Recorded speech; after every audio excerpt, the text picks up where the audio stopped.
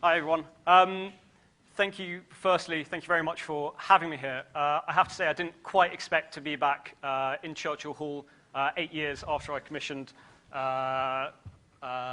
here. So just to give you a bit of background where I come from, I was a platoon commander with 2 rifles. I spent 4 years in the regular army and then a couple of years in the reserves as well. I did quite a short tour of Afghanistan, where I had the privilege of running a 25-meter zeroing range for RSOI on Herrick 20. Yeah, punchy tour. Since then I left, I did a master's at KCL in conflict security and development, and I started writing for Bellingcat while I was there. So since then I've been investigating events such as disinformation, or Russian disinformation specifically, the use of drones by sub-state actors, and also chemical weapons, as has already been mentioned. So what I'm really here to talk to you about is 2 key themes: the use of social media for monitoring, and the use or understanding how much information there is out there already. So going on to the first subject. Firstly, for those who don't or aren't familiar with open source investigation, what we do is we use open sources, so sources that anyone can access. So these aren't covert, these aren't human, this is stuff anyone can find. A lot of it comes from traditional news media. We also look at videos as well, the normal social media networks you might know about, and then some of the social media networks you might not know about, such as Weibo, Conte, which is like the Russian version of Facebook, as well as a lot of satellite imagery, whether that be Google Maps, Yandex, which is the Russian version, Douche Globe, Terra Server, any kind of satellite imagery. So we combine that information together, we analyze it, and then we write about it. And one of the things that we do quite a lot is use social media for monitoring. So, like, everybody likes filming interesting stuff. And because pretty much everyone nowadays has a phone which can take like an image or a video, and there's also internet connected as well, pretty much everyone can take photos of stuff and show it to their friends. And people like taking photos and videos of interesting stuff. And people will get to the point of risking their lives to take these kind of videos and images. So this is an image from 2017. That's a partially detonated IED that blew up on the London Underground. It wounded quite a large number of people, from what I recall. But afterwards, or after the attack, you had people literally going up to a partially detonated IED that's still on fire, with their mobile phones, standing there going, "Oh, look, an IED!" People will risk their lives to take or to record this kind of content. And because social media is designed to be addictive, you know, everyone wants that little like endorphin kick when you do that retweet, that like, that kind of follow. People are encouraged to share this content more and more and more. And because we're naturally gregarious, we like posting this content. We want to show and share the interesting experiences that we have had with our friends. And the result is huge amounts of data. And this can be stuff like pictures of fancy food, cats playing pianos, but also current events as well. So is anyone here familiar with the Twitcident? No. Okay, so the idea is that when an event happens, and when people post about a certain event, you'll see that being reflected in posts on social media. So for example, if I wanted to look at train crashes, for example, I would look for keywords like train, crash, derail. And as there's a natural progression over time, with people talking about random stuff on the internet, you will see that these kind of keywords have a natural rhythm, 24 hours. But when something happens, suddenly these keywords will be tweeted about a lot more. And that is a Twitcident. So when we take a closer look at this, we can actually pull out some quite interesting information. If we can identify the earliest social media post about that specific incident, we can actually usually identify when the event occurred with a reasonable degree of accuracy. So I've been doing a lot of investigations of airstrikes in Yemen, and a lot of the time, even in Yemen, you'll have people posting about an airstrike maybe like 10, 15 minutes at the latest after it happens. So you can use these posts to make quite accurate estimate of when the event occurs. And after the first media report, mainstream media report, you will see that the rate of social media posts increases as more people become aware. And most of the stuff, or most of the content that we look at here, isn't so useful to us because it's usually retweets, it's old videos, it's videos that people have taken from other events. So the content that we have been trying to identify is the stuff here. So stuff that's been posted between the time of the event occurring and the time of the first mainstream media report. So just to give you an example, this is a video of an airstrike that happened in Mastaba. Put it on autoplay, but it doesn't want to play.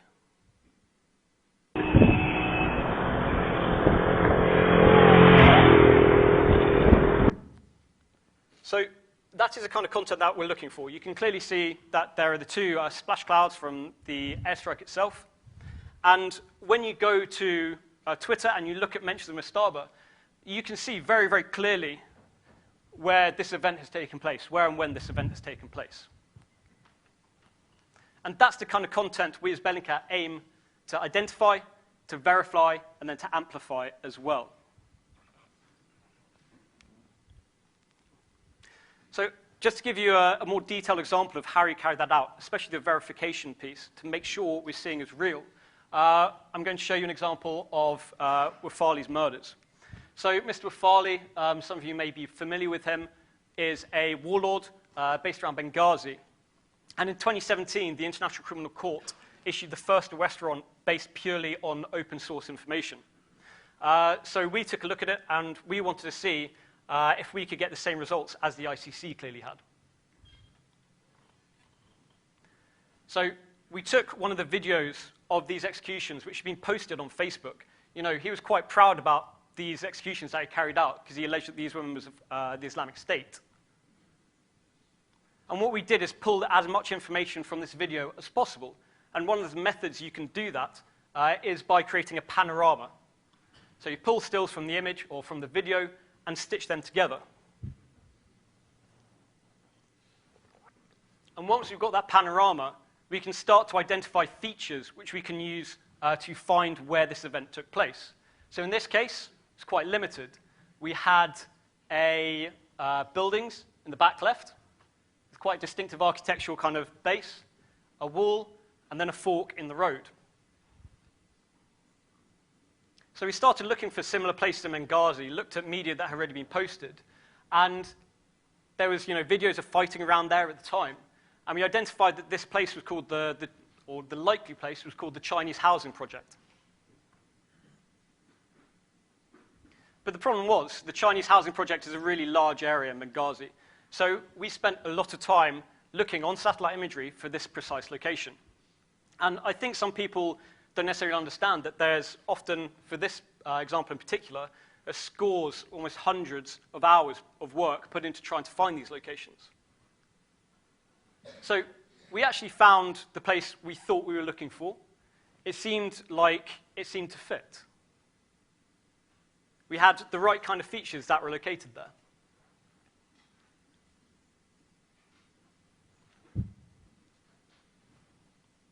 So we had a building, a wall, and then a fork in the road. Okay, but this isn't really a kind of solid geolocation. We need more information. So when you actually zoom down on Google Earth, just a free platform that anyone can download, you can actually see that the bushes that you can see on the satellite imagery actually match up with the bushes you can see in the video. And then further confirmation that this was the correct location came as we were investigating it, where we noticed these black spots that appeared on the road in satellite imagery. And when we took a closer look, we noticed that these black spots lined up perfectly with where these guys had been executed. So what we were seeing on the satellite imagery was the bloodstains from the guys who had been executed.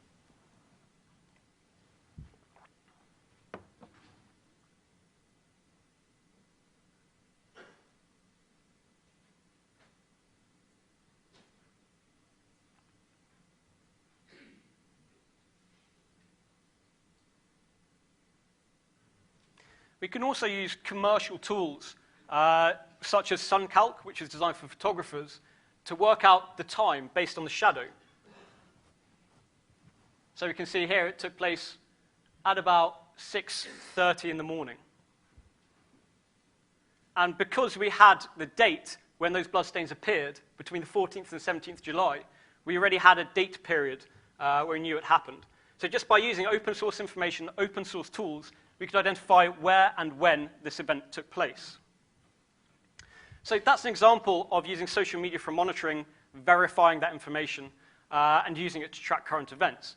But there's a huge amount of information that's online already. Like, who here does not have social media? 1, 2, 3, like a few people. Everybody else has some kind of digital footprint. Everybody else has some kind of picture that they've put on Facebook that they really wish they hadn't put on Facebook, myself included. Now, that's a little bit embarrassing, but sometimes, if you're, say, agents of the GRU, that's actually a big issue. I take it, is anyone not familiar with these two? I take it we all are. Guys who tried to poison Mr. Skripal. So just to give you an example. What were you doing there? Our friends had been suggesting for a long time that we visit this wonderful town. Salisbury? A wonderful town? Yes. There's the famous Salisbury Cathedral, famous not only in Europe, but in the whole world. It's famous for its 123-meter spire. It is famous for its clock, the one of the first ever created in the world, that's still working. So initially, when we started this investigation into Skripals, we weren't really going to do anything about it until we saw this interview. And after we saw that interview, we had to investigate it. So I'm just going to take you quite briefly through finding Mr. Petrov. Alexander Petrov, whose actual name is Dr. Alexander Mishkin, here of Russia. Now, this is very, very abridged version because we checked through a huge number of databases that had been leaked and that you could obtain online. And the actual process took several weeks. So this is a very, very abridged version. Initially, we couldn't find anything about this garden line. It didn't seem to have any kind of footprint.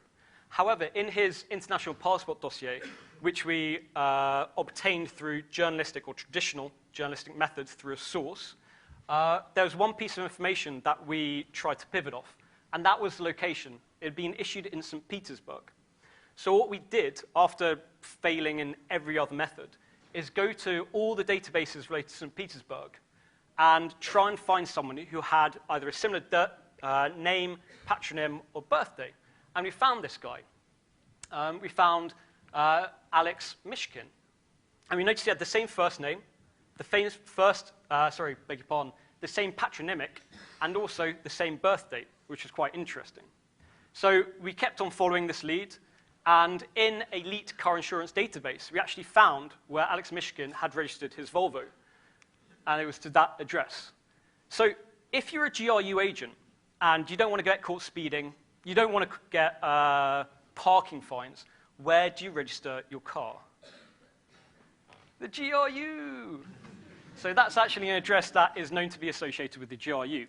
So at this point, we're fairly confident that this guy, or there was some link between Mishkin and Petrov, if they weren't the same person. And we worked pretty hard, followed lots and lots of different leads, until we eventually obtained a picture of Mishkin. Again, this was through traditional journalistic technique with a human source. And when you compared the image we found of Petrov and the image that we found of Mishkin, we actually were quite careful about it, sent it off to the University of Birmingham, and they said it was a 90% probability of a match. And at that point, we were pretty confident. We're happy the two were actually the same person. And as we were carrying out this process, we discovered that there was a huge amount of other data that was available online, especially if you wanted to attack the GRU. So this is actually a list of all the vehicles that are registered to GRU, to one particular GRU address. We found over 300 vehicles that had done that. And it's just a result of this kind of low-level corruption. People wanting to avoid parking fines, wanting to avoid speeding fines, that this information was available. And these kind of databases are really easily available. You can go onto websites like this one and just order them, buy them. If you're using a torrent, if everyone remembers like torrents from like the early 2000s, downloading music, you can download databases because there is a large amount of low-level corruption with the bureaucracy or the bureaucrats are not paid enough, so they sell the data they have access to in order to add to their salary.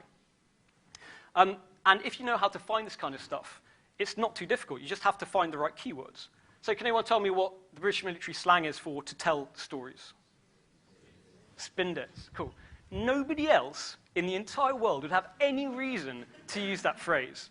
So when you go on just a search engine like Google, you can search spin bits, and it comes up with results that are unique to the British military. In this case, it seems to be or associated with the Navy. Now, does anyone know what the criminal slang for a comprehensive list of a person's information is? Fools.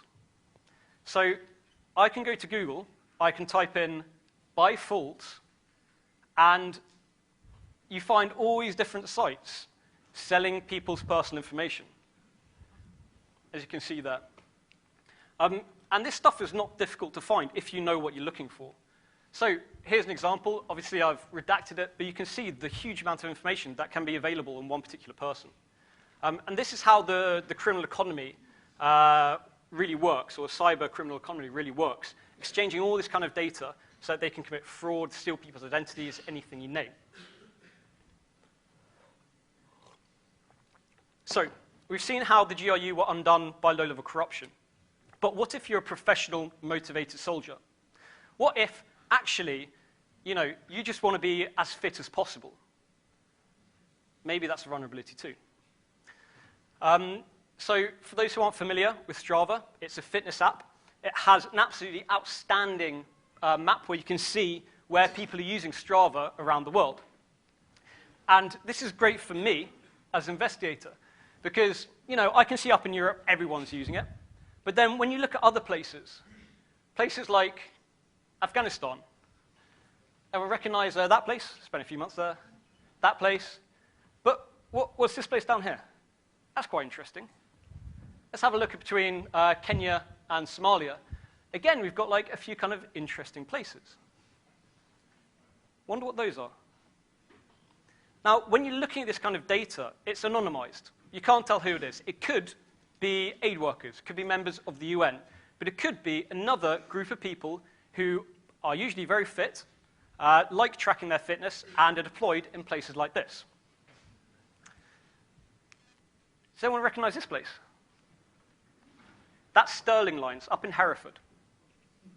So although this data is anonymous, you can see that people are still using Strava within Sterling Lines.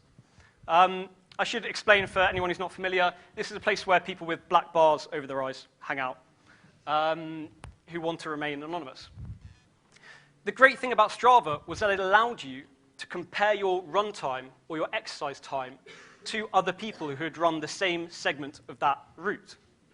And so when I found out about the Strava vulnerability, I decided to take a look. It was actually broken, or the story was broken by a guy called Nathan Rusa, who's now at the time, he was like a 19-year-old Australian student who is one of the most intelligent people I've ever met, and I'd thoroughly recommend you follow him. Anyway, so I created the Hereford Shuffle, which I ran, it's like 400 meters, ran in a time of like 1 minute 30 or something. And I could do that because I could spoof me running it. It wasn't particularly difficult. All I needed to do was upload this file into Strava. And I don't code, I can't code. But what that file is telling, or what that lines, or what those lines are telling Strava, is that I ran that Hereford Shuffle in a particular time on a particular date. That's all it is. Like, if I want to change this, I can change the coordinates, I can change the date, I can change the time. I could place it in Syria if I wanted to, which I did. But this is this example. And immediately, Strava started showing me other people who had run that route too. So there's Hereford Shuffle. You can see, yeah, just under 400 meters. And you can see on the right-hand side, you can really start to see people who have fastest times. And I left it for maybe 5 minutes before I saw the results. I started freaking out a little bit. So I left it 5 minutes and I got 14 people, at which point I turned it off because this kind of information that I probably shouldn't have access to. But it started giving me the names, and in some cases, the Facebook profiles of the people who had run that route. And that wasn't a result of any kind of low-level corruption or laziness. It was a result of poor privacy policy from Strava, who had a complicated privacy settings, as well as people just trying to do their jobs and be fit professional soldiers. So what? So there are a few things that you guys need to know. Firstly, social media is an incredibly powerful tool. Although it can be used to post nice pictures of your food or like cats playing the pianos, it's incredibly powerful in terms of monitoring and pulling information on people. It can be used by anyone. That's not only yourself, your adversaries, but also civil society as well. And civil society is really the sphere which I'm coming from and which I'm talking to you about. And this also raises a question of whether anyone can be truly anonymous. You have people who are probably like 15, 16 years old today posting, stupid videos on TikTok that in 10 years' time will be wanting to join, I don't know, maybe special forces, maybe another agency, and maybe do covert stuff. But how many people do you think are going to reach that age and not have any kind of digital footprint whatsoever? I would suggest to you that that number is extremely small. And finally, I want to make this quite clear. Be prepared for a much greater level of scrutiny, including from organizations like us. Although a lot of our work has been focused on what the Russians have been doing, what the Syrians have been doing, I also want to make it clear that we're not some kind of pro-NATO organization or like any kind of allied organization either. My primary loyalty lies to civil society and to the people who potentially suffer and have lost friends or lost their own lives in these kinds of incidents. And just bear that in mind, and don't think that I am necessarily, just because of my military background, I'm necessarily going to say not investigate an aggressive use of force. I just want to make sure everyone's aware of that. Cool. Ladies and gentlemen, thank you very much indeed. That's a relatively whistle-stop tour of some of the stuff that I've done. Be very happy to take any questions if you have them. Thanks very much, Nick.